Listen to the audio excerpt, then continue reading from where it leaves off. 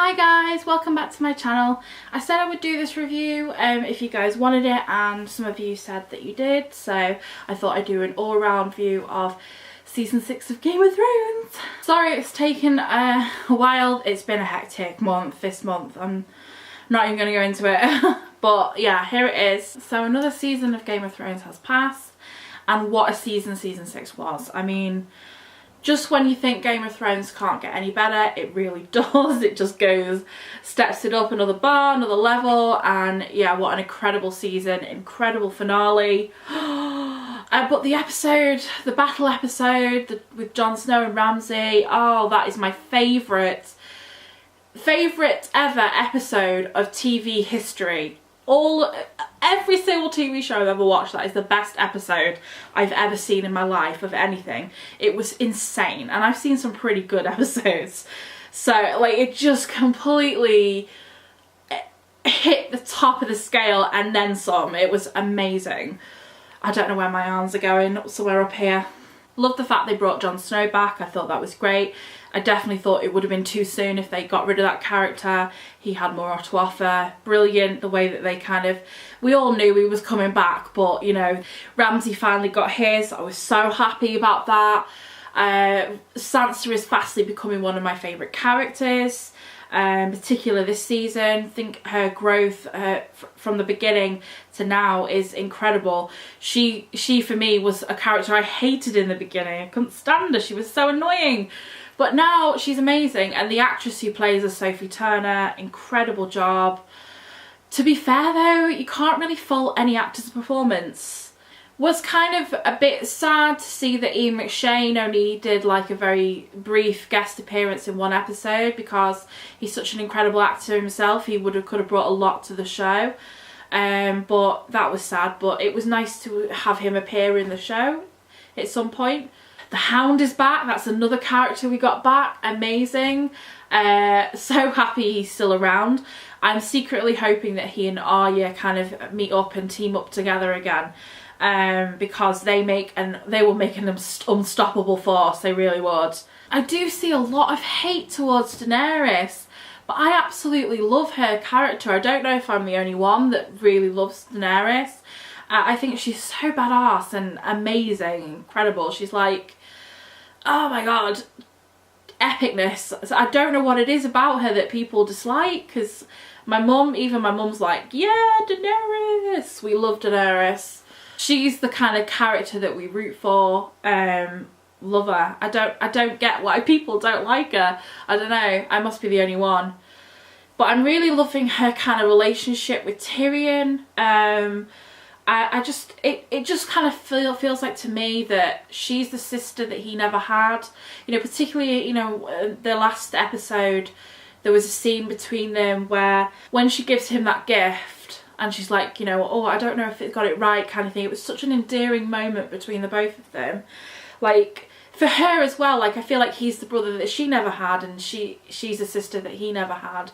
And together they're kind of like brother, sister, family. They've become family, and it's really nice. It's so beautiful to see that relationship grow. Like, what a team that they make, and thank goodness Tyrion has her, and you could see the emotion in his face when she gave him the present. I mean, it got me, and I was like, oh my god. I couldn't even explain like how endearing that moment was, because it was just like the realization to him. It's like it meant so much to him, and it means so much to her as well to have him by each other's side.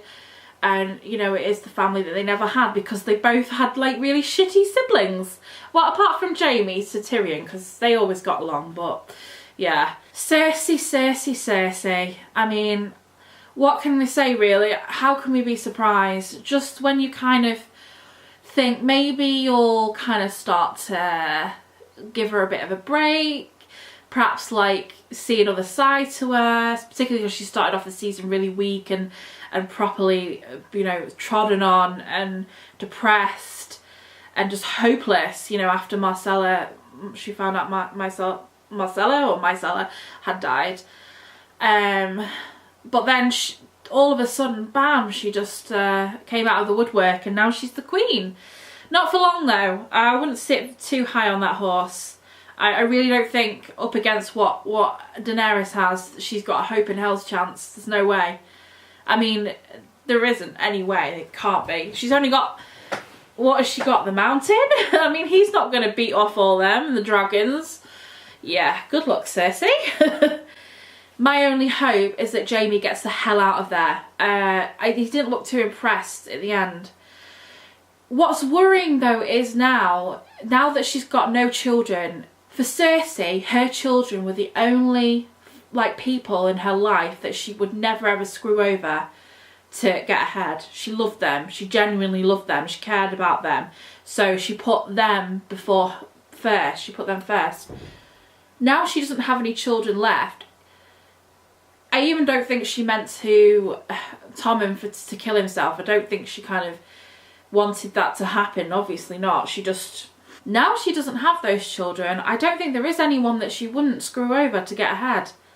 Anybody, like, it doesn't matter like how loyal you've been to her and what you've done for her, she would screw over anyone, even the mountain at the end of the day. Like, there's nobody left. I mean, maybe Jaime, but even then, like, you know, if he didn't kind of go along with what she said, and if he disagreed with her too much, she'd probably have a way with him as well. She didn't seem that arsed that he looked very disappointed in her in the end. She didn't seem that bothered at all, so... Yeah, we'll have to see what happens there. I kind of want him to, like, get away from her. It comes to something when the fact that Jon Snow isn't dead ends up being, like, the least significant part of the whole of the season. When something that big becomes so small and little because of how epic other things were, you just think, wow, that was a huge moment, but everything afterwards made that look like it was nothing. Made it just look like, bleh. I think probably the biggest reveal was finding out that Jon Snow is related to Daenerys. Now, in my sort of live reaction to the show, I kind of got the wrong end of the stick right off the bat. It's only after I rewatched it and thought about it that I realised, hang on a minute, I've got that totally wrong when I was editing. So Jon Snow is Ned Stark's sister's son and also Rhaegar Targaryen's son, not Robert Baratheon, because Robert Baratheon wouldn't kill any of his kids. And when Lyanna was talking to Ned, she was like, you know, don't let him find out, he'll kill him. Now, if Robert thought that was his child, especially to Lyanna, who he loved more than any other woman, he wouldn't kill that child. He wouldn't have killed Jon Snow. In fact, Jon Snow would have, you know, probably been claimed by him, like as his own. He wouldn't have been Snow. So I mean, what a big reveal that was. That was amazing. And finding that out, that he's half ice, half fire, half dragon, half wolf, amazing. But the sad thing to come out of that is to realise that all along Ned Stark was faithful to Catelyn Stark, and he never got the chance to be able to tell her ever. And that is so sad, but it just shows you what a good man he really was. Like, heart to heart, he was a good man. The only person that now knows the truth is Bran, and we don't know what's going to happen to Bran next season. We don't know if he'll ever be able to make it to Jon to tell Jon. Does that mean that Daenerys might try and attack Jon Snow? Who knows? I don't know. It's really kind of... It really makes you think, what is going to happen next season? How are they going to top this season? But you know that they will, because every time they do, it'll be even more epic, I'm sure. And I can't wait for next year for the new season.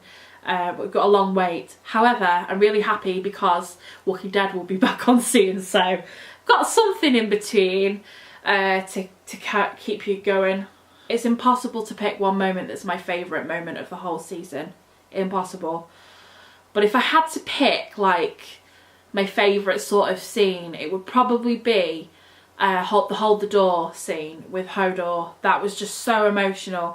I think that's the most emotional death for me that I found in the whole... Like, I was hysterical. And I don't like crying on camera. I don't like crying in front of people, full stop. So, yeah. I try and always hold back tears. But...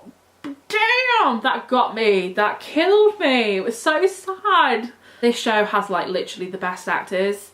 You can't really say that any actor is done poorly. They're all insanely amazing. The Game of Thrones has got the best of the best. Every single one of them, superb, amazing. Like, I just love it so much. What was your guys' favourite moment of the entire season 6? If you can pick one, comment down below and let me know what your favourite moment was. And yeah, how are you getting over this Game of Thrones withdrawal? Because I don't know what I'm going to do. What I am going to do though in October is when The Walking Dead is back, I've decided that I am going to do reactions to The Walking Dead this time.